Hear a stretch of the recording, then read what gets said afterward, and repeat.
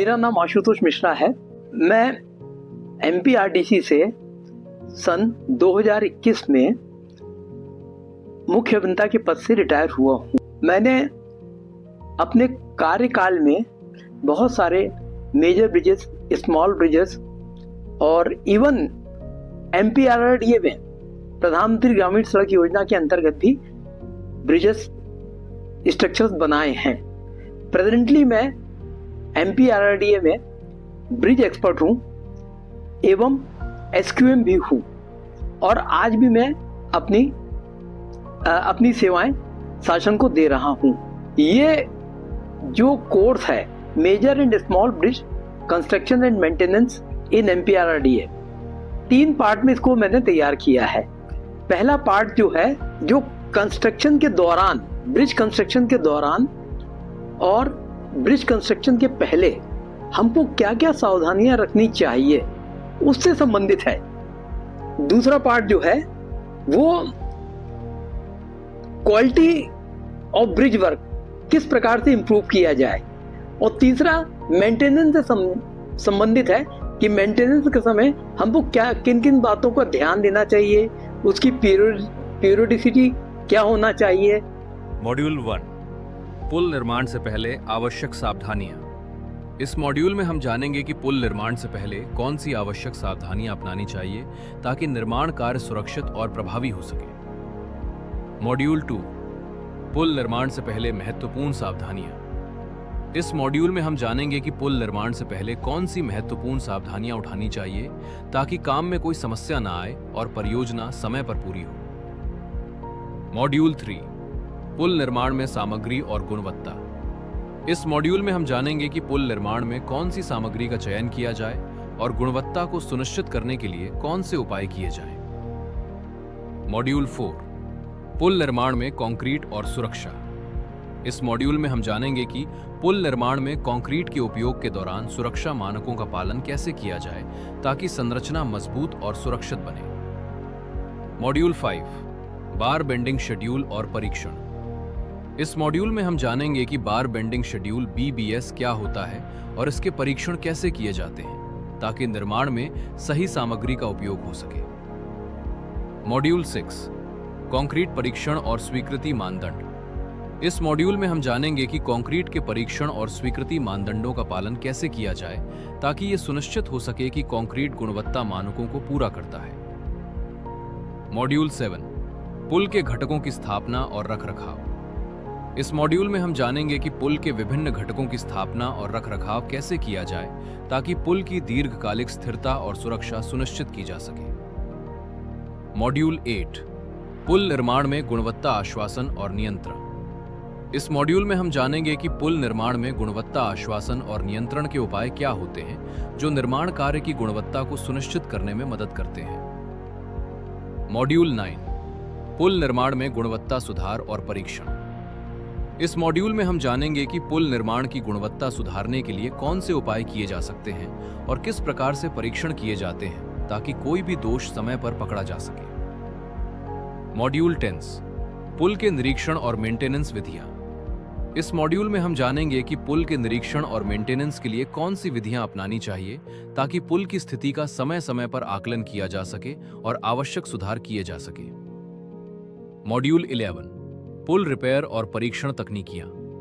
इस मॉड्यूल में हम जानेंगे कि पुल की मरम्मत और परीक्षण के लिए कौन सी तकनीकियां उपलब्ध हैं जो पुल की संरचनात्मक सुरक्षा को सुनिश्चित करने में मदद करती हैं।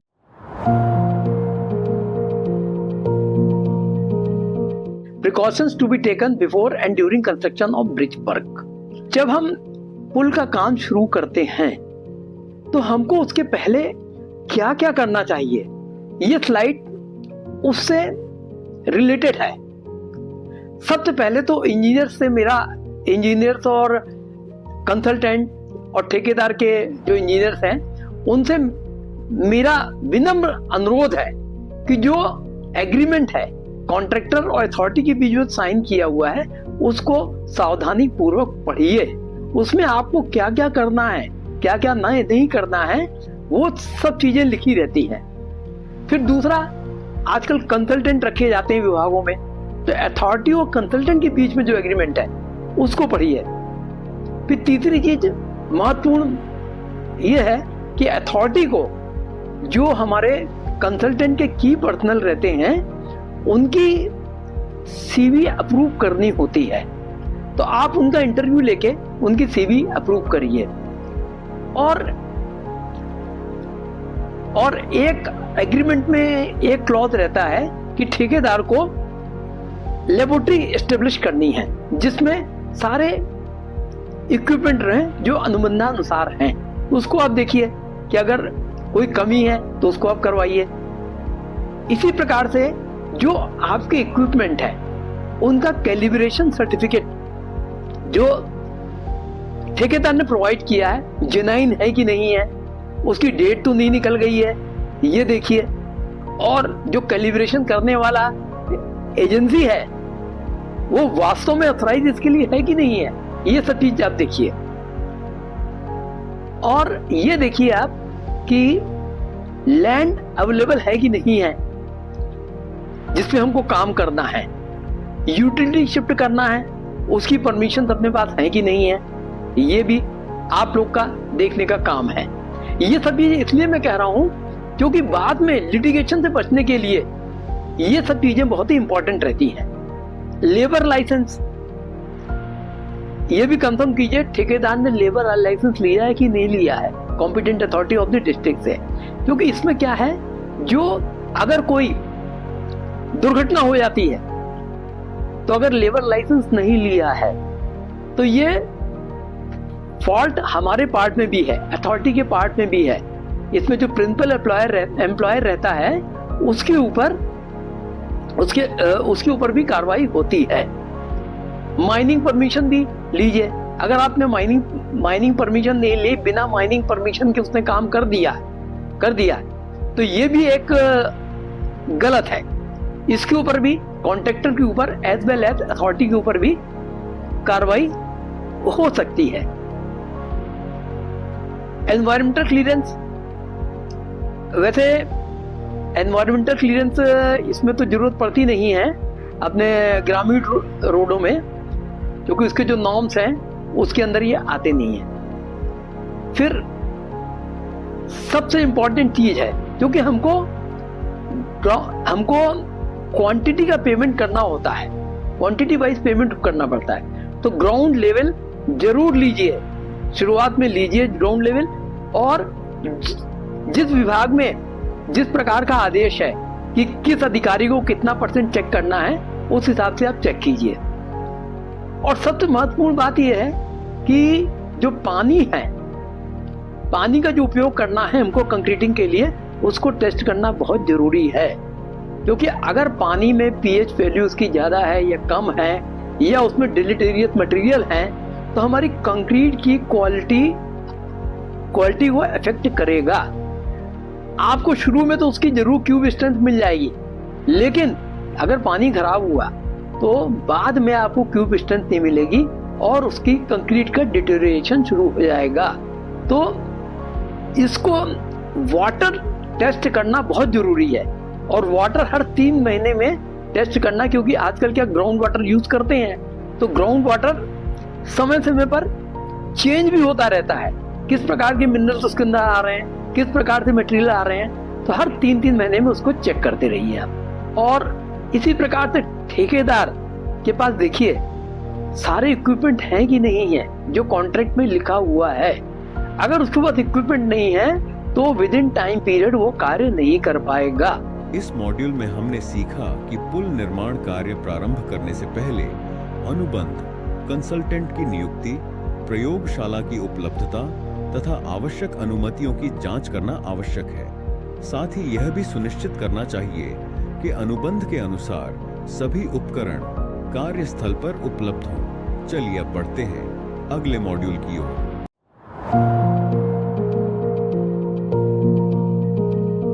इंश्योरेंस कवर भी बहुत जरूरी है।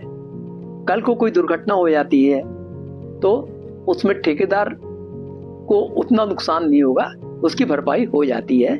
और ये सब चीजें एग्रीमेंट में लिखी हुई हैं। सोर्स ऑफ मटेरियल कहां से आएगा उसको भी आप अप्रूव करिए, ये कंसल्टेंट का काम है अप्रूवल के लिए। लेकिन विभागीय अधिकारियों से मेरा निवेदन है कि आप देखिए कंसल्टेंट कैसे उसको अप्रूव कर रहा है, उसमें टेस्ट चेक लगाइए। ये जो कॉन्ट्रैक्टर अपनी मशीनरी लगाता है तो एनवायरमेंटल डिपार्टमेंट उसके लिए सीटीई और सीटीओ देता है।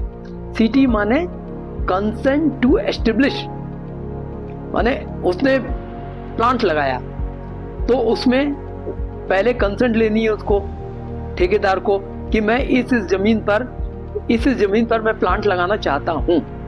तो ये अपना जो एनवायरमेंटल डिपार्टमेंट रहता है वो सब देखता है कि नदी के सोर्स के पास तो नहीं है, या अपने गांव के पास तो नहीं है, हैबिटेशन के पास तो नहीं है, हवा की डायरेक्शन क्या रहेगी, ऐसा तो नहीं धुआं निकलेगा तो गांव वालों को परेशानी होगी।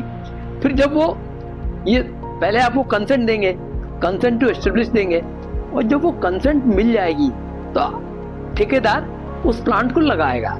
फिर उसके बाद फिर एनवायरमेंटल डिपार्टमेंट वाले आएंगे और सीटीओ कंसेंट टू ऑपरेट, अब उसको चलाने की परमिशन देंगे वो। तो ये परमिशन भी बहुत जरूरी है।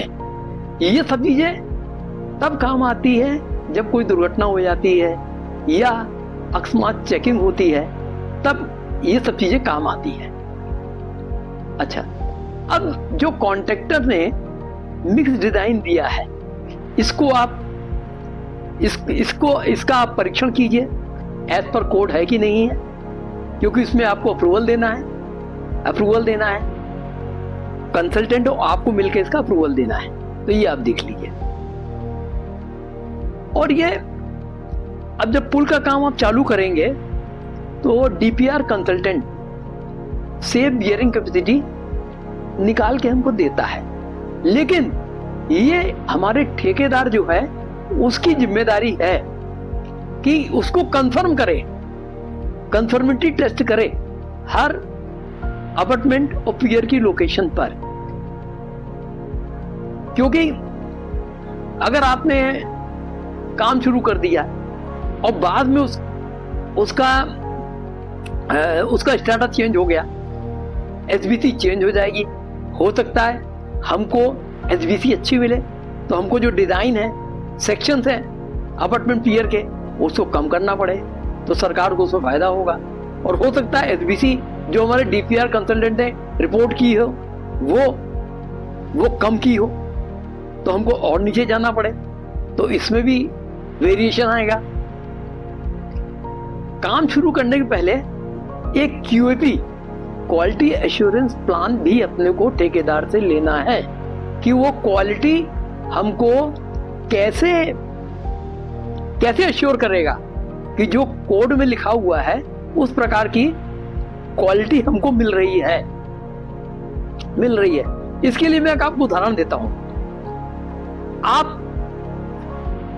एक काम तो ऐसा कर सकते हैं, कोई आपको फर्नीचर लेना है तो आप बाजार में गए तो आपसे हमको ऐसा फर्नीचर लेना है और लेके आ गए। और दूसरी चीज ये हमको बनवाना है, तो बनवाने के लिए हम कॉन्ट्रैक्टर से पूछेंगे जो बनाने वाला है कि भाई लकड़ी कहां से लाओगे, लकड़ी की क्वालिटी क्या रहेगी, उसके फिक्चर्स कैसे रहेंगे, ऊंचाई कितनी रहेगी। तो ये सब चीजें, और ये चीज आप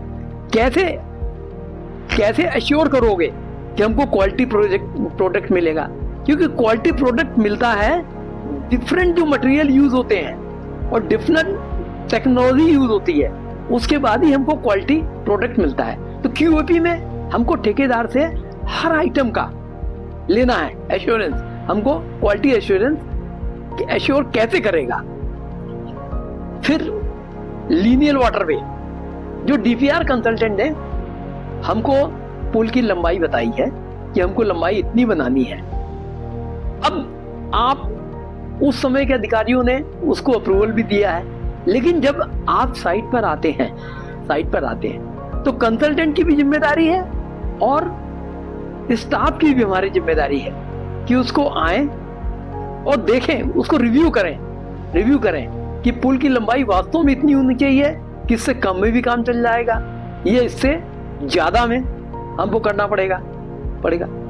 तो फिर उसके हिसाब से रिव्यू करके हमको रीडिजाइन करना है और कंसल्टेंट को सर्टिफाई करना है कि हाँ, डीपीआर कंसल्टेंट ने एग्जीक्यूशन वाले कंसल्टेंट को सर्टिफाई करना है कि डीपीआर कंसल्टेंट ने जो लंबाई दी है, जो सेक्शंस दिए हैं, जो डिजाइन दिए हैं, वो एप्रोप्रिएट है। इस मॉड्यूल में हमने सीखा कि कार्य प्रारंभ करने से पहले बीमा कवर लेना, सामग्री के स्रोत को स्वीकृत करना तथा डिजाइन मिक्स और अन्य आवश्यक परीक्षणों की जांच करना महत्वपूर्ण है। इससे निर्माण कार्य की गुणवत्ता और सुरक्षा सुनिश्चित की जा सकती है। चलिए अब बढ़ते हैं अगले मॉड्यूल की ओर।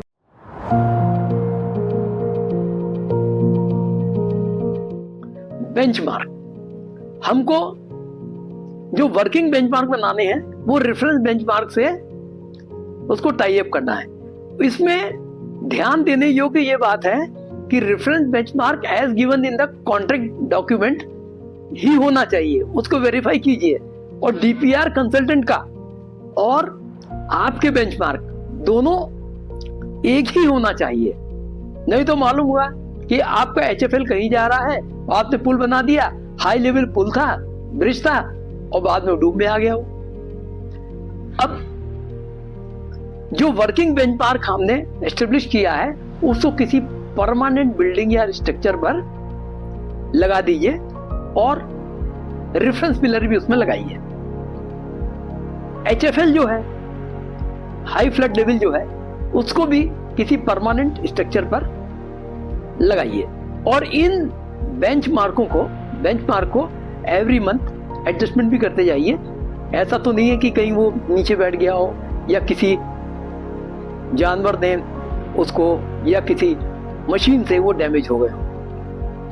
This centre line of the carriage we must be accurately established. Centre line भी हमको एक्यूरेटली बनाना है, जिससे कि जो कंसल्टेंट है हमारे कंसल्टेंट ने जो सेंटर लाइन दी है उसी के ऊपर पुल बने। एचएफएल जो है उसको भी कंफर्म करना है। जो डीपीआर कंसल्टेंट ने दिया है, हो सकता है डीपीआर कंसल्टेंट ने गलत कर दिया हो। डायमेंशन जो दिए हैं उनको साइट पर आप डायमेंशन जो ड्राइंग्स में दिए हैं उनको साइट पर वेरीफाई करके देख लीजिए। साइट ऑर्डर बुक भी रखिए, जिससे कि रोज के उसमें जो इवेंट है उनको रिकॉर्ड किया जा सके और इंस्ट्रक्शंस कॉन्ट्रैक्टर को दिए जा सके।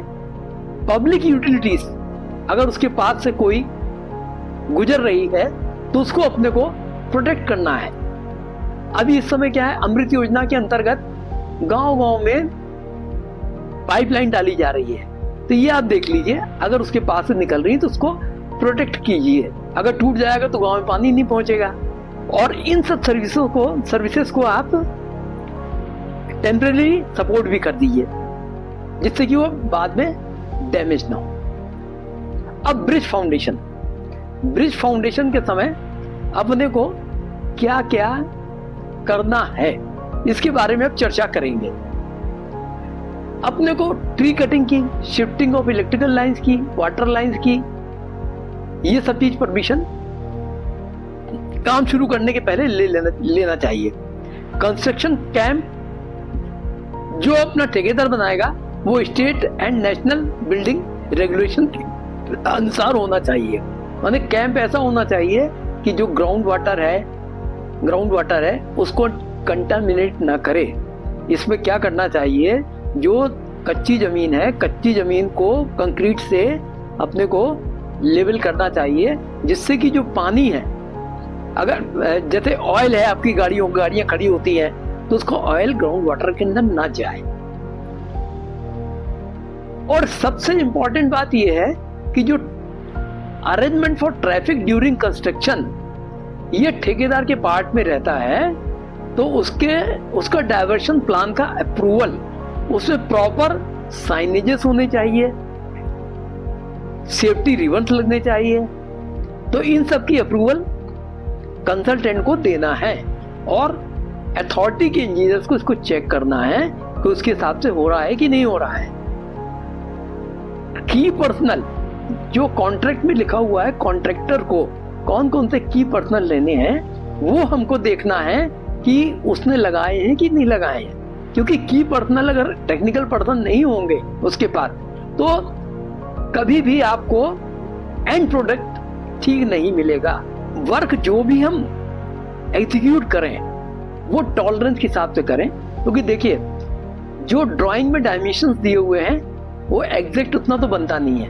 इसलिए जो हमारे IRC कोड्स हैं, मोड की किताबें हैं, उसमें सब में टॉलरेंस लिमिट दिया है कि प्लस माइनस इतने mm कम ज़्यादा हो सकता है, तो आप उसके हिसाब से ही काम कीजिए। और स्टील जो है उसको प्राइमरी मैन्युफैक्चरर से ही अपने को लेना है और as per the list approved by authority. कई विभागों में अथॉरिटी लिस्ट अप्रूव कर देती है कि इन मैन्युफैक्चरर से ही स्टील लेना है, क्योंकि स्टील जिस प्रकार से मानव के शरीर में हड्डियों का काम है, उसी प्रकार से स्टील का काम अपने RCC में है। RCC में स्टील अगर हाई कार्बन कंटेंट वाली आ जाएगी तो ब्रिटल नेचर रहेगी और वो टूट सकती है, टूटेगी। और अभी तो ठीक है चल जाएगा, लेकिन हमारा जो स्ट्रक्चर रहेगा वो ड्यूरेबल नहीं रहेगा। इसलिए स्टील के ऊपर हमको बहुत ध्यान देना है। अच्छा, माइलस्टोन, जो कॉन्ट्रैक्ट में माइलस्टोन दिए गए हैं, अगर ठेकेदार उसको नहीं अचीव करता है तो उसके हिसाब से अपने को पैसे उसके विदल्ट करने हैं। और जब वो माइलस्टोन अचीव कर लेगा तो हम रिलीज करेंगे। अगर नहीं करता है तो फिर वो एज ए पेनल्टी पैसा कटेगा। अच्छा, सबसे इंपॉर्टेंट बात है जो फॉर्म वर्क है जिसके ऊपर हम टेम्परेरी रहता है, ये जिसके ऊपर हम कंक्रीट बनाते समय सपोर्ट देते हैं प्लेटों को सपोर्ट देते हैं, तो ये डिजाइन होना बहुत जरूरी है। अगर डिजाइन कमजोर हुई तो आपने सुना होगा कि इधर का पुल गिर गया, ड्यूरिंग कंक्रीटिंग गिर गया, तो उसका कारण यही रहता है, जो फॉर्मवर्क रहता है वो प्रॉपरली डिजाइन नहीं होता है, तो आप उसको डिजाइन कीजिए। अब एक्सकेवेशन फॉर फाउंडेशन,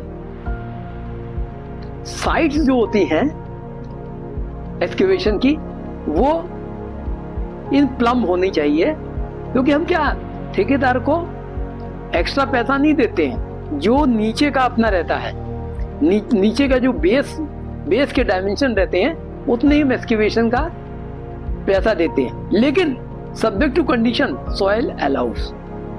अगर सॉइल खड़ी है अपनी, क्लेई ज्यादा है तो वो खड़ी हो जाती है, खड़ा रहता है, इन प्लम रहता है, और नहीं तो इसकी शोरिंग करनी पड़ेगी या स्लोप बनाना पड़ेगा।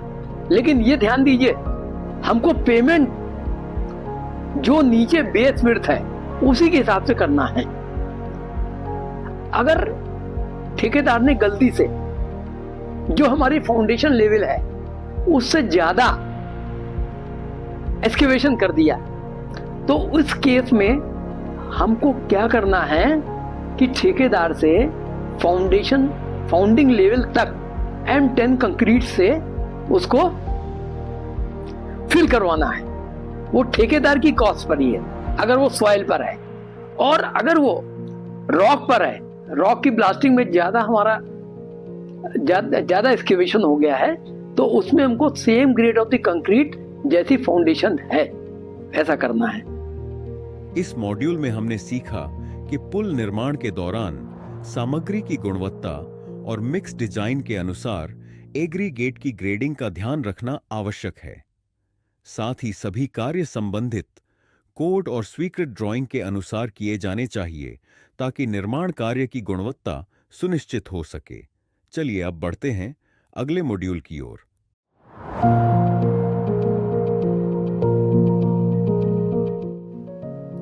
फॉर्म वर्क जो डिजाइन होती है वो ऐसी होनी चाहिए कि उसमें सेफ एक्सेस हो, हम उसमें जा सकें, क्योंकि कल को कोई अगर सेटलमेंट होता है तो उसको हम रेक्टिफाई कर सकें। और bearing capacity of the natural ground भी हमको असर्टेन करना है, जिससे कि हम जो हमारे प्रॉप्स हैं उनकी हम बेस विड्थ बढ़ा सकें, फाउंडेशन ज्यादा दे सकें प्रॉप्स की। और ये भी हमको ध्यान देना है कि जो क्यूरिंग के लिए हम पानी का उपयोग करेंगे वो नीचे प्रॉप्स की फाउंडेशन पर ना पहुंचे। और दूसरा, अगर बरसात आ जाती है तो हमको ऐसा ढाल रखना है कि पानी अपने प्रॉप्स पे ना पहुंचे। जो अनसीजनल रेन्स होती है उसकी बात मैं कर रहा हूँ। बरसात में तो पानी बहेगा, क्योंकि हम जो नाला बना रहे हैं वो तो पानी बहाने के लिए है, लेकिन अनसीजनल रेन्स में पानी उसके अंदर ना जाए, हमको ऐसा अरेंजमेंट करना होगा। अच्छा, जो अपनी प्लेट्स रहती हैं उसमें रिलीज एजेंट लगाना होता है। बहुधा देखा गया है कि ठेकेदार लोग आजकल जला हुआ तेल ले आते हैं और उसको लगा देते हैं। वो गलत है। हमको रिलीज एजेंट लगाना है, क्योंकि जले हुए तेल से क्या होगा, आपकी कंक्रीट जो है एक तो बड़ी गंदी दिखती है, काली काली दिखने लगती है, और जला हुआ तेल जो है कंक्रीट से रिएक्ट करके उसकी स्ट्रेंथ कम करता है, सरफेस की स्ट्रेंथ कम करता है, और उसमें से फाइंस निकल जाते हैं। अब कंक्रीटिंग के दौरान हमको क्या क्या सावधानियां बरतनी चाहिए उसके ऊपर चर्चा करेंगे। मिक्स की कंसल्टेंसी ऐसी होनी चाहिए कि हम उसको प्रॉपरली प्लेस कर सके, और पोर कार्ड जरूर अपने को साइट पे मेंटेन करना चाहिए। मैंने देखा है कि साइट्स में पोर कार्ड नहीं रखते, जबकि ये बहुत जरूरी है। अपने को पता रहना चाहिए कि कितनी कंक्रीट आ रही है, उसका स्लम कितना है, और कितना काम हम अचीव कर रहे हैं उस दिन में, वाटर कंटेंट कितना है, ये सब पोर कार्ड में रहना चाहिए। सीमेंट की स्टैकिंग डायरेक्टली जमीन में कभी नहीं करना चाहिए। इसके लिए अपने को प्लेटफॉर्म बनाना चाहिए, नहीं तो क्या सीमेंट हमारी खराब हो जाएगी।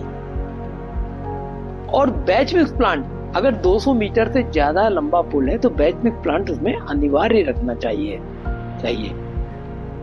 और concrete batching and mixing plant shall be used for bridge length over 200 metre और as specified in contract agreement. लेकिन इसमें यह भी ध्यान देना है कि कॉन्ट्रैक्ट एग्रीमेंट में क्या है। कॉन्ट्रैक्ट एग्रीमेंट में हमने बैच मिक्स प्लांट नहीं लिखा है और हम ठेकेदार से लगवा रहे हैं,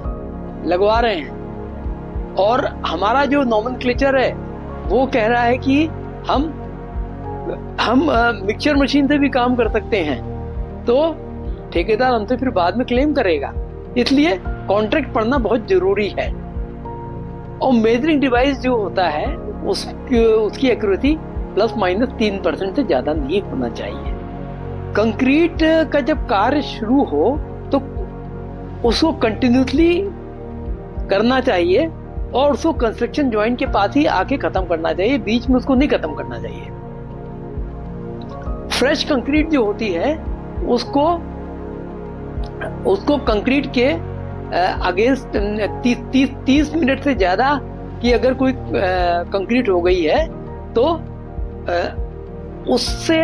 उसके बगल में जो फ्रेश कंक्रीट डालते हैं उसके लिए अपने को प्रॉपर कंस्ट्रक्शन जॉइंट बनाना चाहिए, उसके बाद ही उसको डालना चाहिए। और ड्यूरिंग कंक्रीटिंग रीइंफोर्समेंट डिस्प्लेस नहीं होना चाहिए। कभी कभी क्या होता है, वाइब्रेटर से या लेवर के चलने से रीइंफोर्समेंट का मूवमेंट हो जाता है, तो कहीं पर तो पास में आ जाते हैं, कहीं दूर रहता है। ऐसा भी नहीं होना चाहिए। हॉरिजॉन्टल मूवमेंट कंक्रीट का हमको अवॉइड करना चाहिए, और कंक्रीट इनिशियल सेटिंग टाइम के पहले ही कॉम्पैक्ट कर लेना चाहिए। कंक्रीट का फ्री फॉल जो होता है 1.5 मीटर से ज्यादा नहीं चाहिए, अन्यथा कंक्रीट हमारी सेग्रीगेट हो जाती है। और लेयर जो होती है कंक्रीट की 450 mm से ज्यादा नहीं, लूज लेयर नहीं रखनी चाहिए, तभी हमको कॉम्पैक्टेड 300 mm की लेयर मिलेगी। टेम्परेचर कंक्रीट का अगर 5 डिग्री से कम है तो हमको काम नहीं करना चाहिए, अगर 30 डिग्री से ज्यादा है तो हमको काम नहीं करना चाहिए। वाइब्रेशन कंटिन्यूसली करना चाहिए जब तक एक्सपल्शन ऑफ एयर आना बंद ना हो जाए। Air quality to be maintain करना चाहिए। ऐसा ना हो कि हमारा जो बेसमेंट प्लांट है या जो मिक्सचर मशीन है या वाइब्रेटर है वो धुआं ज्यादा दे रही है। अपने को ये सब मशीनें परफेक्ट लगना चाहिए। और कंटेमिनेटेड वाटर का उपयोग नहीं करना चाहिए। कंटेमिनेटेड वाटर का उपयोग करेंगे तो हमको प्रॉपर स्ट्रेंथ नहीं मिलेगी। प्रॉपर स्ट्रेंथ मिल भी जाएगी तो समय के साथ जो हमारी कंक्रीट है वो ड्यूरेबल नहीं रहेगी।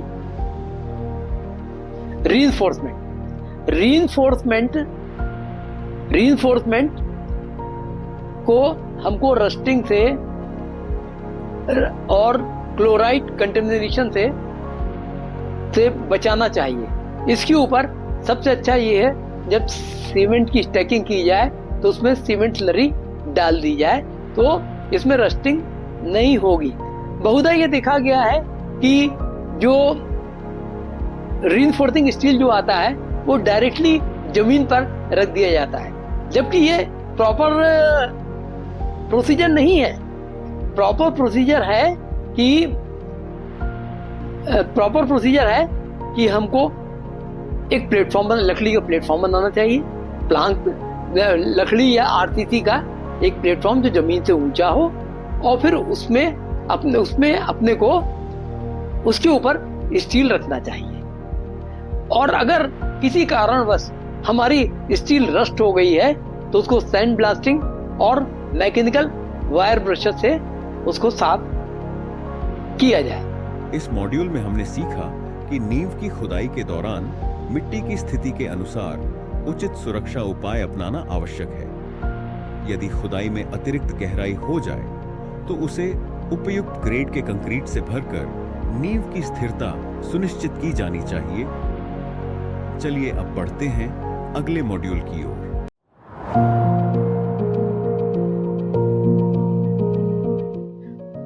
BBS बार बेंडिंग शेड्यूल जो हमको डिजाइनर ने प्रोवाइड किया है उसको स्ट्रिक्टली फॉलो करना है। ओवरलैपिंग 50% से ज्यादा अपने को अलाउ नहीं करना है। वैसे अब तो जो मैन्युफैक्चरर है वो बार बेंडिंग के हिसाब से भी आपको लोहा काट के दे देते हैं, तो उसको ही प्रेफर करना चाहिए। और ओवरलैपिंग से ज्यादा अच्छा है कि अपने को हम कपलर यूज करें। अच्छा, स्टील की क्वालिटी क्विकली चेक करने के लिए हमको क्या करना चाहिए? बेंड एंड रीबेंड टेस्ट करके देख लेना चाहिए, साइट पर ही देख लेना चाहिए। और जो अपने रेलिवेंट कोर्स पर जो टेस्ट प्रिस्क्राइब किए गए हैं वो तो हमको करना ही है, तो वो हमको कर लेना चाहिए। और मैन्युफैक्चरर से भी अपने को इस संबंध में सर्टिफिकेट प्राप्त करना चाहिए। वी फोल सबसे ज्यादा इंपॉर्टेंट है। वी फोल जो होता है, मैंने देखा साइट पर, या तो वी फोल का साइज जो 100 mm दिया हुआ है उससे कम है, या कंक्रीटिंग के दौरान वो पिचक गए हैं, और हॉरिजॉन्टली और वर्टिकली जो स्टेगर्ड रखना है वो नहीं रख के एक के ऊपर एक कर दिया है, या 1 मीटर से ज्यादा है या 1 मीटर से कम है। और उसमें वी फोल्स का जो पाइप है उसका स्लोप 1:20 रखना चाहिए, जिससे कि वो पानी प्रॉपरली ड्रेन ऑफ हो जाए। अगर उसमें पानी ड्रेन ऑफ नहीं होगा तो वाटर प्रेशर बिल्टअप होगा और डिजाइन में जो हमने फोर्सेस लिए हैं वो एक्सीड कर जाएंगे। वी फोल जो होते हैं वो लो वाटर लेवल से 150 mm ऊपर रखना चाहिए, या ग्राउंड लेवल से 150 mm ऊपर रखना चाहिए। The backfill material should be as per IRC 78. इस मॉड्यूल में हमने सीखा कि नींव की खुदाई के दौरान मिट्टी की स्थिति के अनुसार उचित सुरक्षा उपाय अपनाना आवश्यक है। यदि खुदाई में अतिरिक्त गहराई हो जाए तो उसे उपयुक्त ग्रेड के कंक्रीट से भरकर नींव की स्थिरता सुनिश्चित की जानी चाहिए। चलिए अब बढ़ते हैं अगले मॉड्यूल की ओर।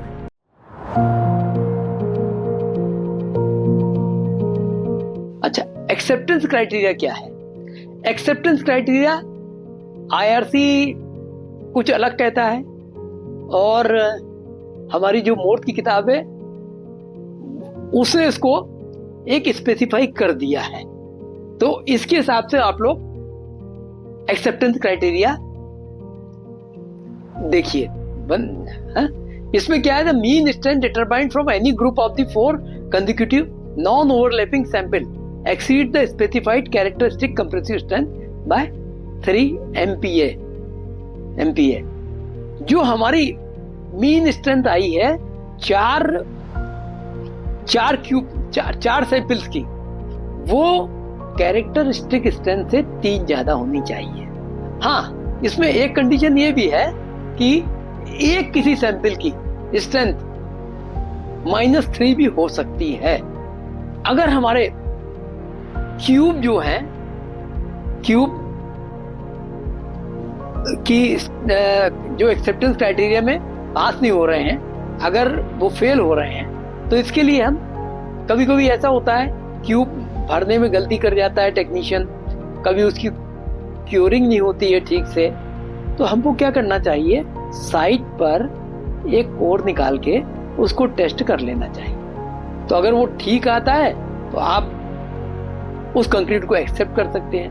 अगर ये भी खराब आता है, ये भी इसकी भी स्ट्रेंथ कम आती है, तो फिर हमको एनडीटी टेस्ट की तरफ जाना चाहिए।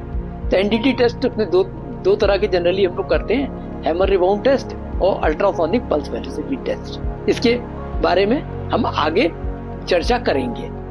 अच्छा, कभी कभी ऐसा होता है कुछ कंक्रीट सब स्टैंडर्ड हो जाती है, तो कोड कहता है कि अगर वो एक्सेप्टेबल है तो हम उसका रेट रिड्यूस करके हम पेमेंट कर सकते हैं। तो percentage rate reduction in rate का ये दिया है, डिजाइन स्ट्रेंथ कितनी होनी चाहिए, ऑब्जर्व्ड स्ट्रेंथ कितनी होनी चाहिए, कितनी आई है मिली है हमको, अपॉन डिजाइन स्ट्रेंथ इनटू 100, इतना परसेंट उसका रेट रिडक्शन कर दीजिए। सब्जेक्ट टू कंडीशन जो कॉम्पिटेंट अथॉरिटी है वो इसका अप्रूवल दे। कॉम्पिटेंट अथॉरिटी हरदम जो पेमेंट करता है, पेमेंट से ऊपर रहती है। माने आप क्या, जैसे जीएम पेमेंट करते हैं तो सीजीएम से आपको लेना पड़ेगा कि हाँ ये इसको हम एक्सेप्ट कर सकते हैं। जैसे 97% आई स्ट्रेंथ आई तो 97% हम एक्सेप्ट कर सकते हैं, क्योंकि उससे हमारे पुल को कोई खतरा नहीं हो रहा है। आपको सर्टिफाई करना पड़ेगा। लेकिन मेरा आपसे ये अनुरोध है कि जो हमारे लोड बियरिंग स्ट्रक्चर्स हैं उसमें कभी भी कंप्रोमाइज मत कीजिएगा। जो एंसिलरीज वर्क हैं उसमें आप कर सकते हैं, जैसे कहीं नाली बन रही है उसमें कर दीजिए, अप्रोच स्लैब में कर लीजिए, ऐसे में कर लीजिए, लेकिन लोड बियरिंग स्ट्रक्चर जो है उसमें मत कीजिएगा।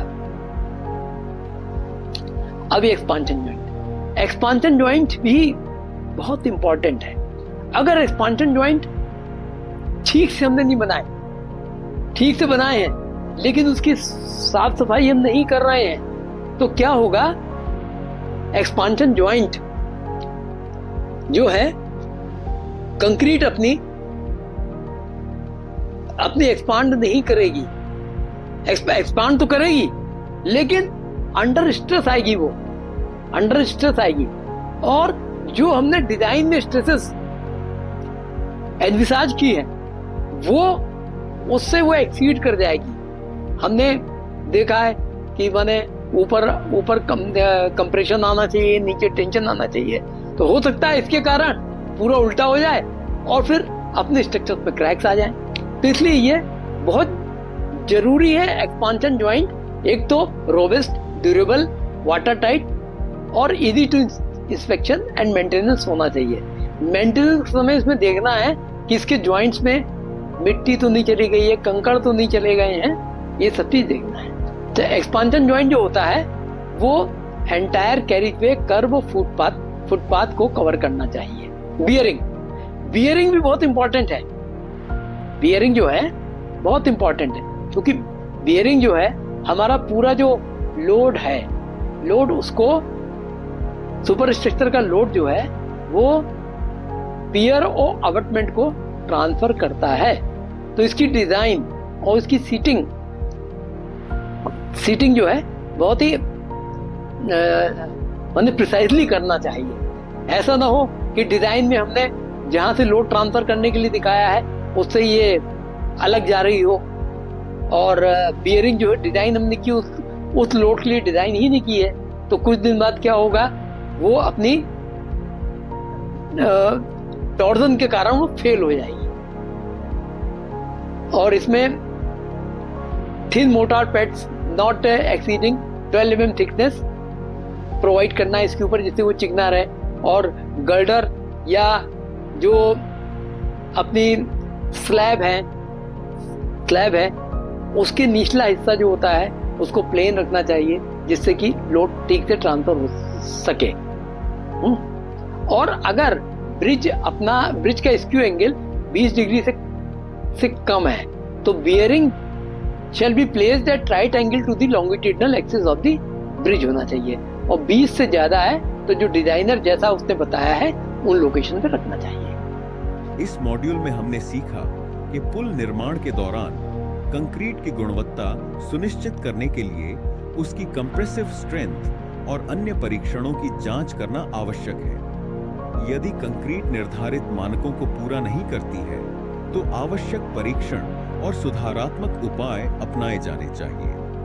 चलिए अब बढ़ते हैं अगले मॉड्यूल की ओर।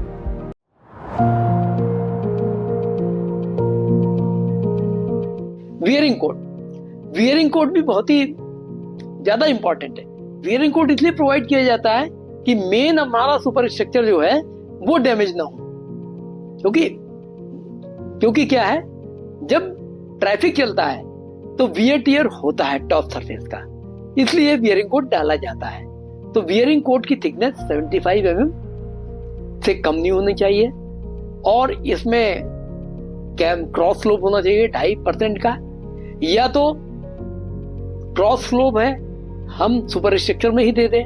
अगर सुपर स्ट्रक्चर में नहीं दे रहे हैं तो हमको इसको पीसीसी के माध्यम से पहले बेस तैयार करना पड़ेगा 2.5% कैम्बर के साथ, और फिर उसके ऊपर यूनिफॉर्म 75 mm थिकनेस का वियरिंग कोड देना होगा। कंक्रीट जो है, कंक्रीट की स्ट्रेंथ M30 से कम नहीं होनी चाहिए, और इसमें स्टील रिइंफोर्समेंट रहता है 8 mm dia, 150 mm spacing in both the direction. और ये ध्यान देने योग्य बात है कि एक्सपांशन जॉइंट से 1 मीटर पहले इसमें एडिशनल रिइंफोर्समेंट देना है, इसलिए क्योंकि एक्सपांशन जॉइंट के पास जब गाड़ी गुजरती है तो उसमें इम्पैक्ट आता है। और एक चीज और ध्यान देखिए, अगर हमारा कंक्रीट वियरिंग कोट या बिटुमिनस वियरिंग कोट किसी कारण से खराब हो गया है तो हमको इसके ऊपर ओवरले नहीं करना है। इस पुराने जो खराब हो गया वियरिंग कोट है उसको निकालना है और फिर नया डालना है, नहीं तो क्या होगा, हमारे सुपर स्ट्रक्चर का डेड लोड बढ़ जाएगा। मेंटेनेंस के समय हमको क्या क्या ध्यान देना है? After completion of work, defect liability period and maintenance period to be started. जैसे ही डिफेक्ट लायबिलिटी पीरियड खत्म हो जाता है तो हमारा मेंटेनेंस का समय शुरू हो जाता है। अब मेंटेनेंस की जिम्मेदारी जो होती है डिफेक्ट लायबिलिटी पीरियड तक तो ठेकेदार के ऊपर रहती है, उसके बाद विभाग किया जाती है। तो विभागीय अधिकारियों को इसके ऊपर बहुत ध्यान देना है, क्योंकि मेंटेनेंस में 3 तरह के मेंटेनेंस रहते हैं: periodic maintenance, preventive maintenance and urgent maintenance. Urgent maintenance वो होता है कि हमको दिखा कि यहाँ पर क्रैक आ गए हैं, या हमारे कहीं पर कंक्रीट में स्पेलिंग हो गई है, या डेक स्लैब झुकने लगा है, तो ये हमारा अर्जेंट मेंटेनेंस में आ जाता है। पीरियडिक में अपने को मेंटेनेंस हर साल करना है। जैसे बरसात के बाद अपने को वाटर वेव्स का साफ करना है, लॉक्स आ जाते हैं उनको हटाना है, और एक्सपांशन जॉइंट है वो साफ करना है। कंक्रीट के ऊपर पेड़ उग जाते हैं, वेजिटेशन हो जाता है, उसको हटाना है। डेक स्लैब के ऊपर अपने जो कैरेज वे रहता है उसमें गंदगी आ जाती है, मिट्टी आती है, क्योंकि गाड़ियां जो बरसात के बाद आती हैं, बरसात के समय आती है, उसके साथ मिट्टियां आती हैं टायर के साथ। तो ये अपना पीरियडिक में आता है, पीरियडिक मेंटेनेंस में आता है। और प्रिवेंटिव मेंटेनेंस ये होता है कि कोई चीज अभी तो ठीक है लेकिन हमको मालूम है इसकी लाइफ पूरी होने वाली है, तो उसमें हम प्रिवेंटिव मेंटेनेंस कर देते हैं कि जिससे कि ये स्ट्रक्चर और ज्यादा चले। डिफेक्ट लायबिलिटी पीरियड खत्म होने के पहले हमको पूरे प्रोजेक्ट को, पूरे पुल को ध्यान से देखना है। अगर कोई डिफेक्ट है तो उसको ठेकेदार से रेक्टिफाई करवाना है। अगर वो ठेकेदार नहीं करता है तो हमारी जिम्मेदारी है, हम करवाएंगे, और उसकी जो बैंक गारंटी है उसको हम रात-सात कर लेंगे। वेजिटेशन की बात हो गई। क्रैक फाउंड है तो उसमें अगर कहीं पर अपने को क्रैक दिखता है, जनरली क्या होता है, हेयर क्रैक रहता है तो उसमें अपने को चिंता करने की जरूरत नहीं है।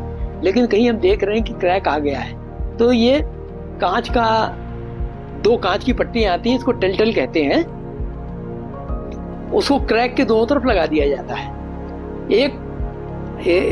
उसके दोनों एक एंड उससे अपने ग्लू से उसको पेस्ट कर दिया जाता है, और बीच में एक लाइन खींच दी जाती है, और कुछ दिन बाद फिर उसको देखते हैं। अगर क्रैक बढ़ेगा तो लाइन जो है ना डिफर कर जाएगी, तो इससे लगता है कि वाइडनिंग हो रही है, तो उसमें अपने को तुरंत रिपेयर करना चाहिए। आजकल रिपेयर के लिए भी बहुत सारी टेक्नोलॉजी आ गई है। सबसे लेटेस्ट टेक्नोलॉजी जो है एक कार्बन लेमिनेशन है। जैसे हम किताबों का लेमिनेशन करते हैं वैसे ही हम कंक्रीट का भी कर देते हैं, लेमिनेशन कर देते हैं। पहले वो जो क्रैक है, क्रैक को हम पहले सील करते हैं, फिर पट्टियां आती हैं कार्बन की, तो उसको हम चिपका देते हैं, उसके ऊपर पूरा चिपका देते हैं, तो बिल्कुल इंटैक्ट हो जाता है। देखिए, एक्सपांशन जॉइंट और bearing should be kept clean. Generally देखा गया है कि जो बेयरिंग्स रहती हैं, बेयरिंग्स के जब हम बेयरिंग को रखते हैं तो उसको चारों तरफ से या तो प्लांग से या अपने थर्मोकोल से उसको कवर कर देते हैं, और बाद में जब स्लैब खोल देते हैं तो उसको हटाना भूल जाते हैं। तो जैसे स्लैब खोला जाए इसको हटा के उसको साफ कर दिया जाए, नहीं तो बेयरिंग हमारी काम नहीं करेगी। बेयरिंग काम नहीं करेगी तो फिर हमारा जो एक्सपांशन कॉन्ट्रैक्शन है पुल का वो नहीं होगा, और नहीं होगा, एक्सपांशन कॉन्ट्रैक्शन नहीं होगा तो क्रैक्स आएंगे। Check the scouring of the foundation and if found then immediately start the rectification work. बरसात के बाद ये पीरियडिक मेंटेनेंस में आता है कि आपको फाउंडेशन देखनी है, उसमें स्कॉरिंग तो नहीं हो गई है, या हमने जो प्रोटेक्शन वर्क दिया है वो डैमेज तो नहीं हो गया है। अगर हो तो उसको इमीडिएटली उसको हमको ठीक करना है। इस मॉड्यूल में हमने सीखा कि पुल के विभिन्न घटकों जैसे एक्सपेंशन जॉइंट, बेयरिंग और वेयरिंग कोट की सही स्थापना और रखरखाव पुल की दीर्घकालिक मजबूती के लिए महत्वपूर्ण है। इन सभी घटकों को निर्धारित तकनीकी मानकों और स्वीकृत सामग्री के अनुसार स्थापित किया जाना चाहिए। चलिए अब बढ़ते हैं अगले मॉड्यूल की ओर।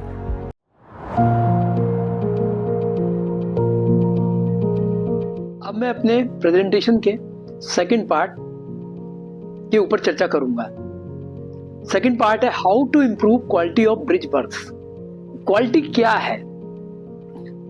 क्वालिटी उसे कहते हैं कि जो हमारा पर्पस है उसके लिए वो चीज बनी है कि नहीं बनी है। हमको वो पर्पस अपना जो है उसको फुलफिल करने के लिए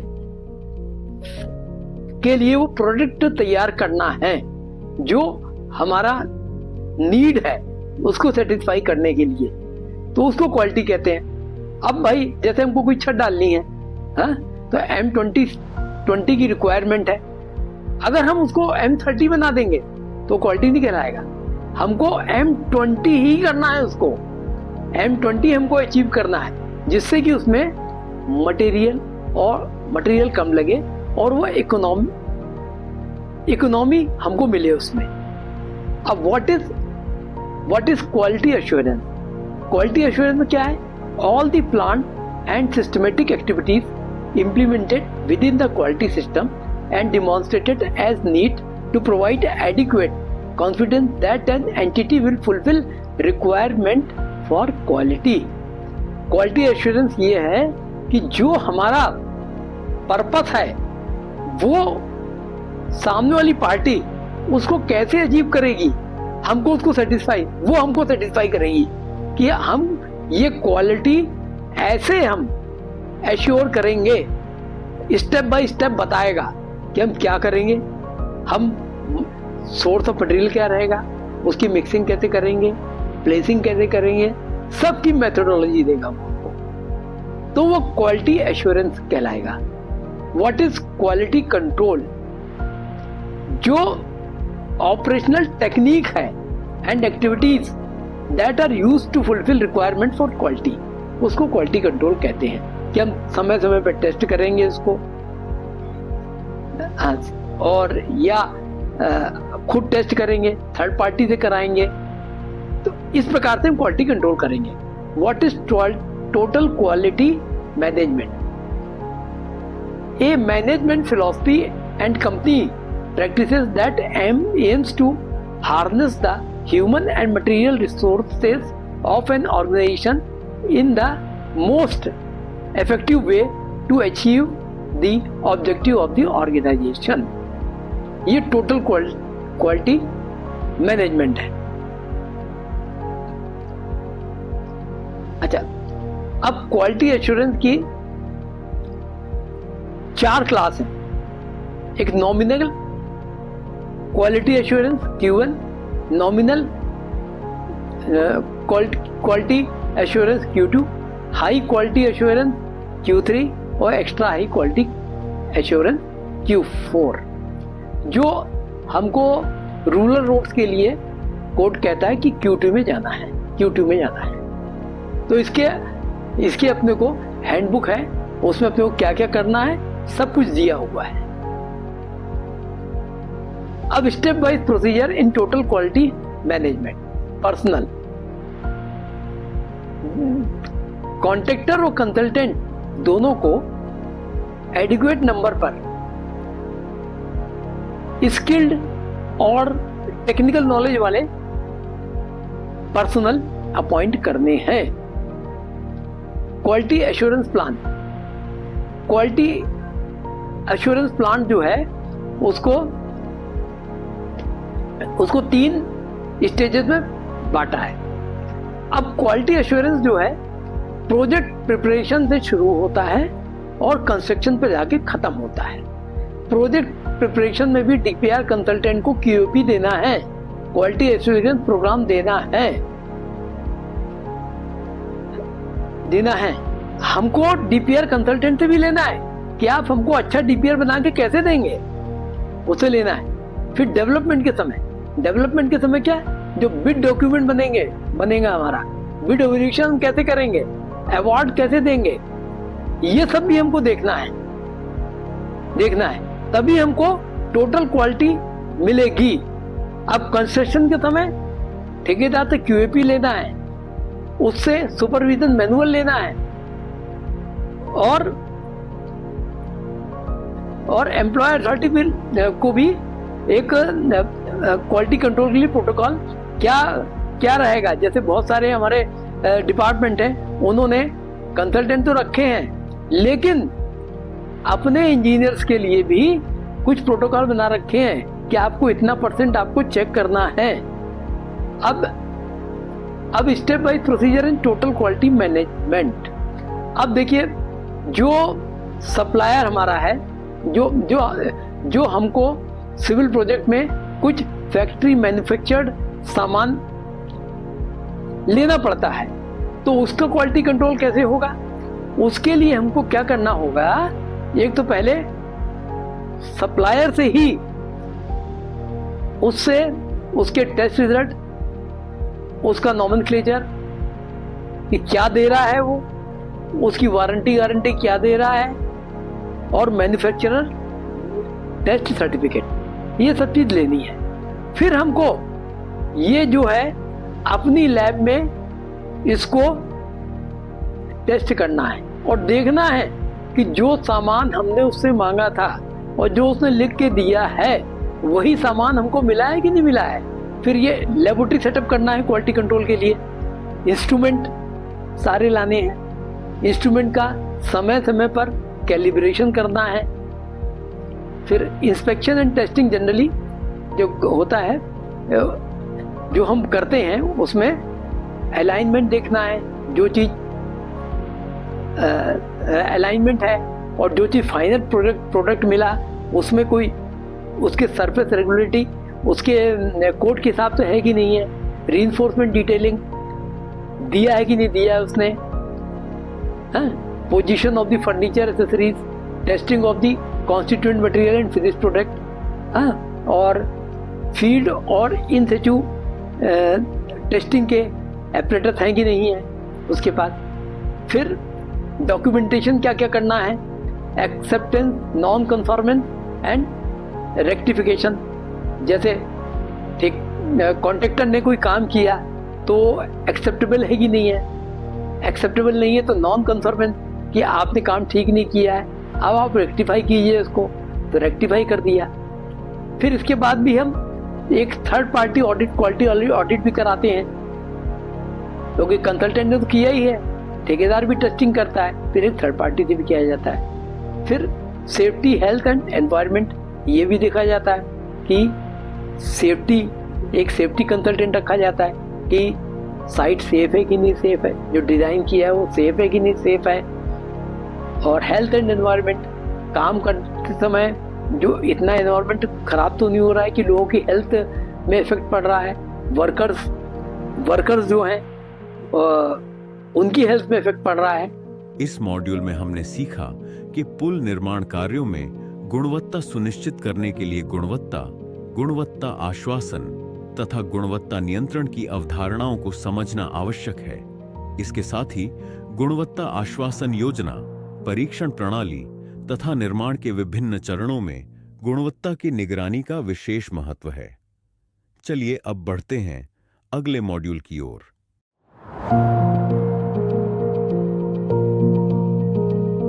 अच्छा, ये कुछ सजेशन है कि क्वालिटी कंट्रोल, क्वालिटी इंप्रूवमेंट के लिए क्या क्या कर सकते हैं।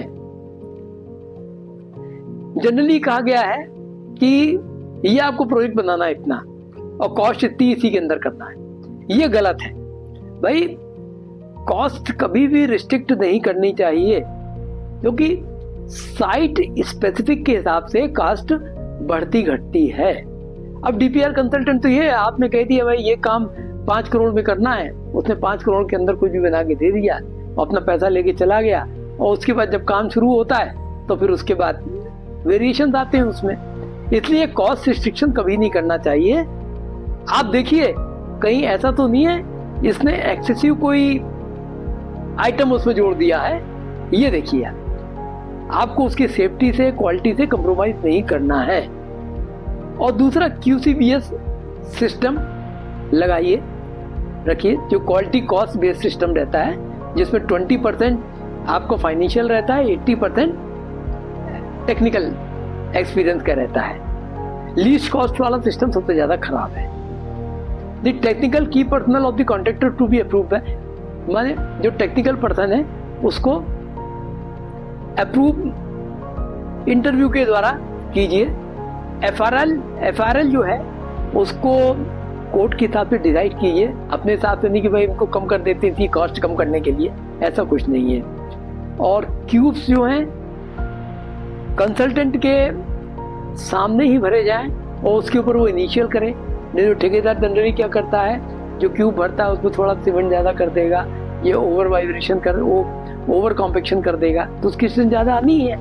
तो जो कोड में लिखा हुआ है उसके हिसाब से काम किया जाए। और मटेरियल जो है कंसल्टेंट के द्वारा अप्रूव किया जाए। और जो मिक्स डिजाइन बने उसमें जो मटेरियल है उसका सोर्स जरूर बताया जाए। और एक सबसे ज्यादा महत्वपूर्ण टेस्ट है the alkaline reactivity test for aggregate. अपने मध्य प्रदेश में बहुत से सारे क्षेत्र ऐसे हैं जहां पर माने इस प्रकार के एग्रीगेट मिलते हैं जो सीमेंट के अंदर अल्कलाइन रहता है, उससे रिएक्ट करके वो डिसइंटीग्रेट हो जाते हैं। तो ये टेस्ट बहुत महत्वपूर्ण है।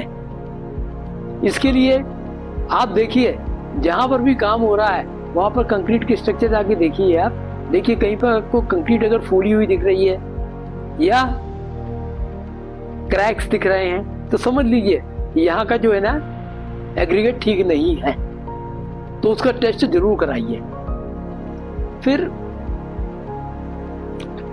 सीमेंट के प्रत्येक लॉट को आप टेस्ट कराइए। आप मैन्युफैक्चरर टेस्ट सर्टिफिकेट तो आते ही है, लेकिन आप भी टेस्ट कीजिए, करिए। और कंजम्पशन, डेली कंजम्पशन रिकॉर्ड करना बहुत जरूरी कि आज कितनी सीमेंट लगी, कितना एडमिक्सचर लगा। इससे अपना पता लगेगा कि भाई इतनी क्वांटिटी में इतना सीमेंट लगना था, तो वो सीमेंट लगा है कि नहीं लगा है। और ये तो मैंने एमपीआरडी के लिए बनाया था कि एमपीआरडी के अधिकारी की लैब में भी टेस्ट कराया जाए उसको। आरएफआई सिस्टम एक रहता है रिक्वेस्ट फॉर इंस्पेक्शन, तो इसको भी कंपलसरी किया जाए। इसमें क्या रहता है, ठेकेदार बताता है ये बेड मेरा तैयार हो गया है, इसमें ये टेस्ट हमने कर लिए हैं और रिजल्ट ये आए हैं, आप आइए इसको आप टेस्ट कीजिए और हमको आगे काम करने की परमिशन दीजिए। अभी क्या होता है, ठेकेदार काम करता चला जाता है, 5-6 लेयर कर लिया, मालूम है नीचे की लेयर ठीक है नहीं, तो क्या मटेरियल पूरा हटाओगे? फिर बाद में क्या वो रिफ्लेक्ट करता है किसमें, जब ट्रैफिक चलता है सड़क बैठती है। और एक महत्वपूर्ण बात यह है कि साइट पर बियरिंग और एक्सपांशन जॉइंट चेक करने के लिए सीढ़ी जरूर रखी जाए, इसका हमको अभाव मिलता है। रेलवे वाले हर स्ट्रक्चर में अपने इंस्पेक्शन गैलरी बनाते हैं कि भाई हर 6 महीने में हम उसको देख तो लें, बियरिंग हमारी ठीक से काम कर रही है कि नहीं कर रही है, एक्सपांशन जॉइंट ठीक से काम कर रहा है कि नहीं कर रहा है। और ये भी बहुत जरूरी है कि जो हमने मिक्स डिजाइन में या पहले जो सोर्स मटेरियल का अप्रूव किया है वहीं से मटेरियल आ रहा है कि नहीं आ रहा है। अगर मटेरियल का सोर्स चेंज हो गया है तो रीडिजाइन किया जाए। और ये सब जो डॉक्यूमेंट मैंने बताए हैं ये अपने को सप्लायर से लेना है, ये सब डॉक्यूमेंट लेना है, जो लिस्ट लगी हुई लंबी लिस्ट है, और हर कंसाइनमेंट के साथ ये सब चीजें आनी है। अब इनकी रिस्पॉन्सिबिलिटी क्या है कंसल्टेंट की, ये सबको मालूम है, इनको क्वालिटी देखनी है, तो इसके ऊपर ज़्यादा डिस्कस करने की आवश्यकता नहीं है। और ये प्रोफार्मे कुछ दिए हुए हैं आईआरसी में, तो काम शुरू करने के पहले प्रोफार्मे भरे जाएंगे तो क्वालिटी में सुधार होता है। पानी टेस्ट करने की पहले बात हो गई है, होना है। फिर एनडीटी टेस्ट है, ultrasonic pulse velocity measurement and rebound hammer, ये सब करना है। जहाँ पर हमको ऐसा लगे कि इसकी क्वालिटी ठीक नहीं है तो वहाँ पर अपने को ये सब चीजें करना है। इस मॉड्यूल में हमने सीखा कि पुल निर्माण कार्यों की गुणवत्ता सुधारने के लिए उचित योजना, नियमित परीक्षण तथा कार्य के प्रत्येक चरण में सतत निगरानी आवश्यक है। इसके अतिरिक्त संबंधित अधिकारियों और इंजीनियरों के समन्वय से गुणवत्ता प्रबंधन को प्रभावी बनाया जा सकता है। चलिए अब बढ़ते हैं अगले मॉड्यूल की ओर।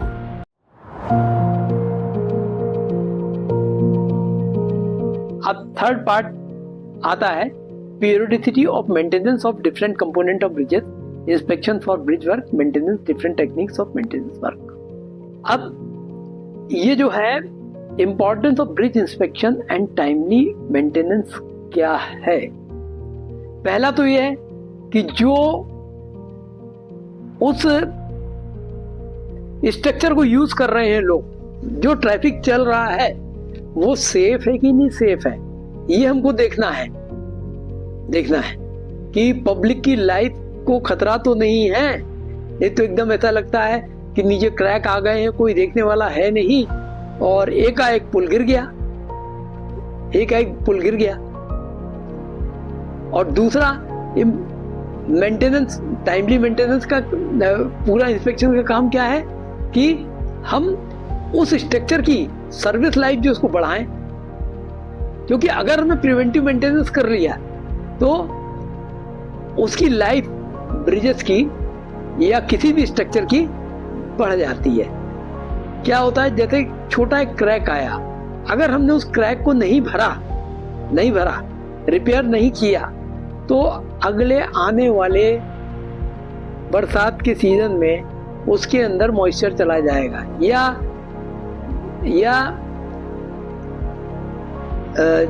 विंटर सीजन में उसके अंदर ओस चली जाएगी और जो हमारा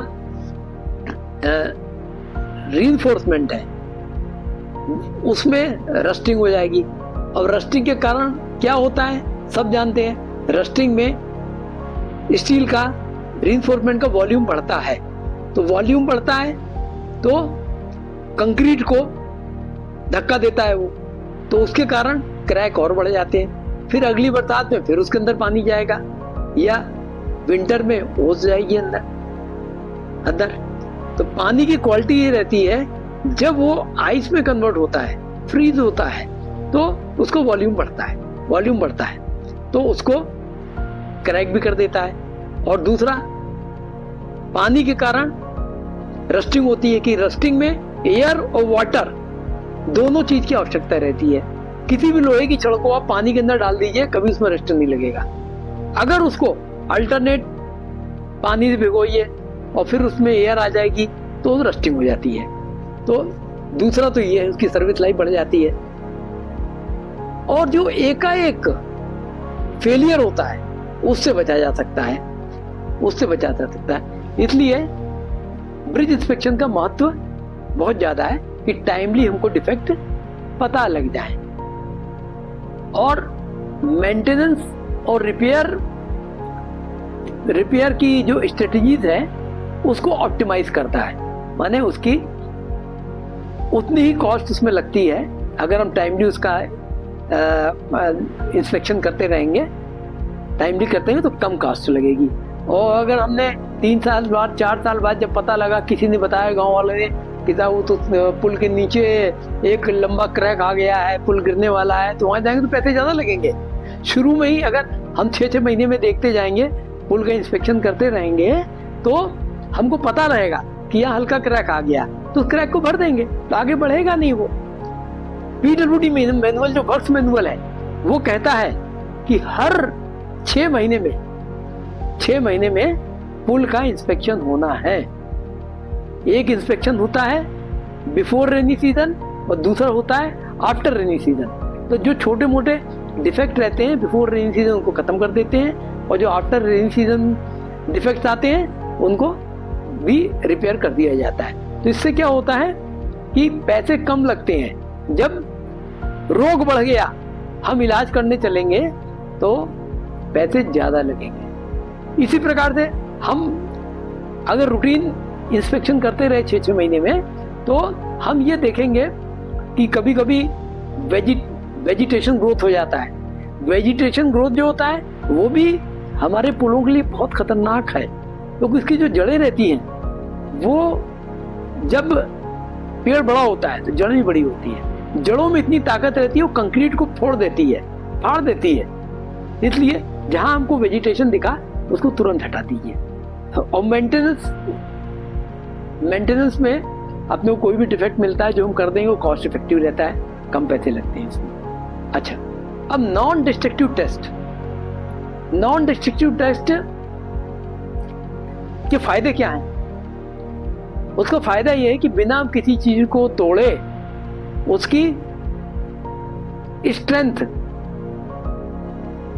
ज्ञात कर सकते हैं और वो स्ट्रक्चर सेफ है कि नहीं सेफ है ये पता लग सकता है। इवन आजकल तो माने ऐसी मशीनें आ गई, अंदर का रिइंफोर्समेंट भी पता लग जाता है कि कितना रिइंफोर्समेंट डला हुआ है। Non destructive test. Destructive test में तो आपको तोड़ के देखना पड़ता है, तोड़ देंगे तो स्ट्रक्चर खत्म हो गया। तो ये नॉन डिस्ट्रक्टिव टेस्ट, एक तो अपना रिबाउंड हैमर है और दूसरा अल्ट्रासोनिक वेलोसिटी टेस्ट है। तो ये 2 टेस्ट हैं, और भी टेस्ट हैं, ये तो प्रचलन में इस समय है। ये तो एपरेटस आजकल सब जगह मिल जाते हैं, छोटे छोटे जिलों में मिल जाते हैं।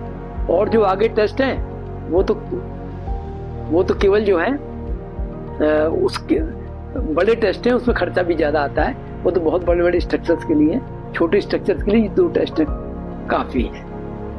इस मॉड्यूल में हमने सीखा कि पुल के विभिन्न घटकों के निरीक्षण और मूल्यांकन के लिए नियमित जांच अत्यंत आवश्यक है।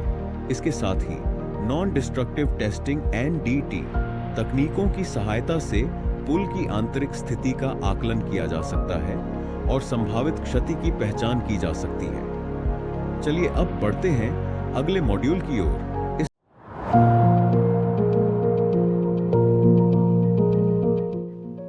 अब रिपेयर और रिहेबिलिटेशन के लिए क्या क्या फैक्टर होते हैं? Traffic demand. अगर ट्रैफिक ज्यादा डिमांड, कभी कभी क्या होता है कि भाई कोई स्ट्रक्चर हमारा टूट गया और उस तरफ ट्रैफिक जाते ही नहीं है, कभी हमको अल्टरनेट रूट भी है, सब कुछ है, तो फिर हम उसको रोक के माने ठीक है इसकी रिपेयर बाद में कर लेंगे, ट्रैफिक बंद कर देते हैं उसका जब तक सैंक्शन नहीं आती है। फिर एनवायरमेंटल कांस्टेंट, माने ऐसी जगह पर जहां पर एनवायरमेंटल कांस्टेंट है कि बहुत ज्यादा ठंड पड़ती है या बहुत ज्यादा पानी गिरता है, खुला समय केवल बहुत कम मिलता है, तो उसमें भी अपने को स्ट्रेटेजी अपनी बनानी पड़ती है कि हमको कब करना है और किस प्रकार का रिपेयर करना है, स्ट्रेंथिंग करनी है, क्योंकि टाइम टेकिंग रहती है वो सब चीजें। फिर टेक्निकल रिस्ट्रिक्शन, कुछ टेक्निकल रिस्ट्रिक्शंस भी रहते हैं। फिर सोशल इकोनॉमिक फैक्टर्स भी रहते हैं कि अपने उतने पैसे नहीं है या माने वो जो क्षेत्र है इतना बैकवर्ड है, वहां पर किसी को जाता ही नहीं कोई। जियोग्राफिकल कंडीशंस, वहाँ की जियोग्राफिकल कंडीशन कहती है। स्ट्रेटेजिक इम्पोर्टेंस, कुछ सड़कें ऐसी रहती हैं जो स्ट्रेटेजिक इम्पोर्टेंस से बनाई जाती हैं, ट्रैफिक तो रहता नहीं है, लेकिन ये मान के कि कभी वार होगा तो इसके ऊपर से गाड़ियां जाएंगी। फिर ये technical approach for rehabilitation and strengthening है, इसके ऊपर ये सारे पॉइंट दिए हुए हैं। अच्छा, अब ये डिस्ट्रेस आरसीसी ब्रिजेस में क्या क्या होते हैं? Cracking, delamination, spalling, leaching, scaling, strain, voids, honeycombing, deformation, excessive deflection, holes in the deck slab. ये सारे डिफेक्ट इंडिया के हमारे पुलों में मिल जाते हैं। ये एक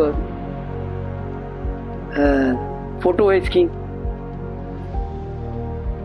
ये अपने बियरिंग्स हैं, बियरिंग की टाइमली अपने को रिपेयर सर्विसिंग करनी है, उसकी साफ सफाई करना है।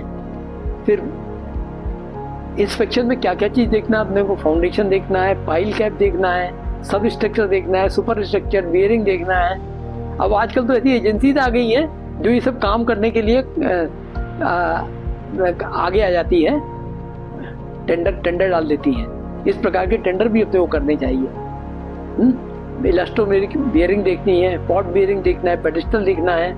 आजकल एक मोबाइल ब्रिज इंस्पेक्शन यूनिट आती है। इसमें क्या रहता है कि एक व्हीकल रहता है और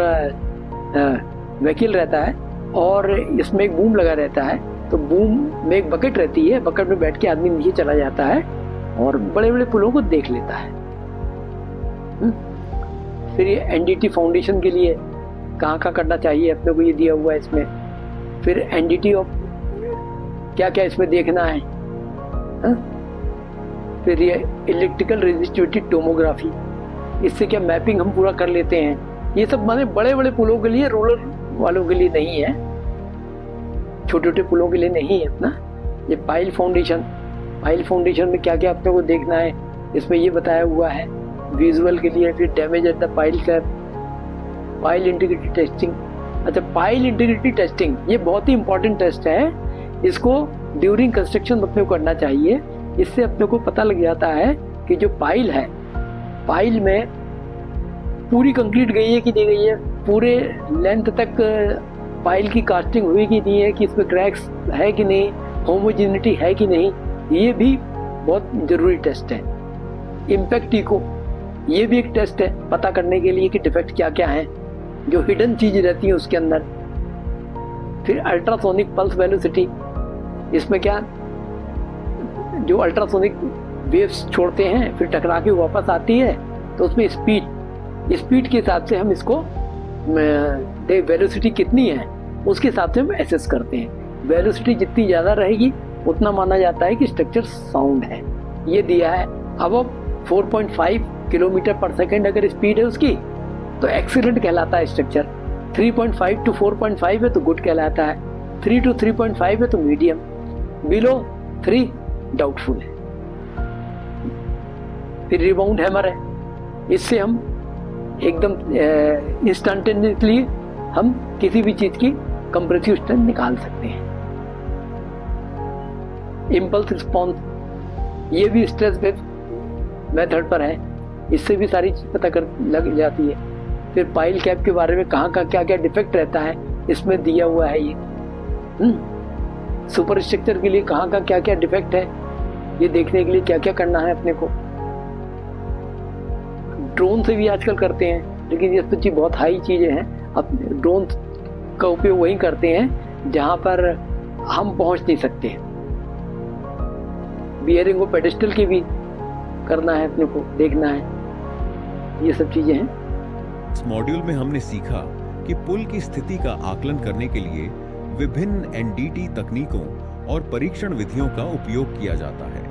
इन तकनीकों के माध्यम से संरचनात्मक दोषों की पहचान कर समय पर मरम्मत और रखरखाव की उचित योजना बनाई जा सकती है। चलिए अब बढ़ते हैं अगले मॉड्यूल की ओर।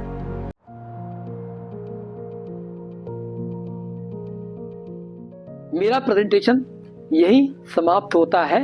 आशा है दी गई जानकारी आपको उपयोगी सिद्ध होगी।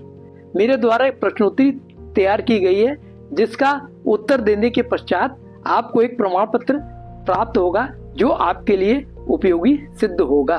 धन्यवाद। इस पाठ्यक्रम में पुल निर्माण कार्य से पहले और निर्माण के दौरान अपनाई जाने वाली सावधानियों, निर्माण कार्यों की गुणवत्ता सुधारने के उपायों तथा पुलों के निरीक्षण और रखरखाव से संबंधित महत्वपूर्ण पहलुओं का अध्ययन किया गया। इन सभी प्रक्रियाओं को समझकर इंजीनियर निर्माण कार्य की गुणवत्ता, सुरक्षा और दीर्घकालिक स्थायित्व सुनिश्चित कर सकते हैं।